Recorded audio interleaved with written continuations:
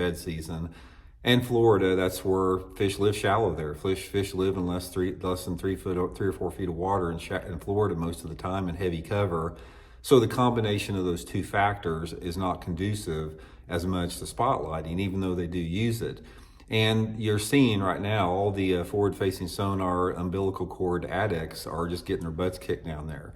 So here's what's going to happen, guys. This is sort of like a double-edged sword here. It's like I'm glad to see it that actually traditional bass fishing is actually playing a part in one tournament. It's not going to last very long. As soon as they get back to man-made lake, it's going to go back to the cheater box. But what's going to happen is I can promise you that all the guys, all the R&D people at all these big electronic companies around the world, they're looking at this tournament right now and they're saying, dang it, we got to figure out some way that they can use the cheater box in any water depth or any cover. We got to figure out how they can use them underneath lily pads, how they can use them underneath grass beds, how they can use them in a foot of water, 2 foot of water, or 3 foot of water. Guys, I can promise you that's coming. That is the next on the horizon. They've already decimated the offshore fishing. They've already decimated everything that's held dear in bass fishing as far as, the complete domination with forward-facing sonar and open water fish. And the next horizon for them is to perfect the shallow water forward-facing sonar technology, and they're going to do it. They've already done it to some extent with the Panoptix, and you hear guys even in this tournament coming up, they're using forward-facing sonar to locate bedding fish.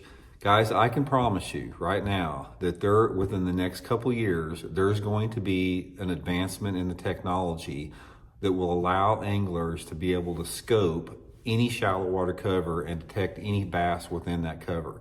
You're going to be able to go down a bank and scan that forward-facing sonar down a grass bed, down a lily pad field, in a row of cattails, in some lay-down trees, around a stump, around a boat dock, anywhere, in whatever depth you want to fish, and you're going to be able to see those fish in real live imaging time. If that doesn't disgust you and outrage you and just throw you in a freaking tailspin, then your worldview on fishing needs a major attitude adjustment there. Because where are these fish going to hide, guys? It's like we've already been able to exploit all of their offshore sanctuaries, and they've exploited it so much that bass do not even hardly use hard structure anymore.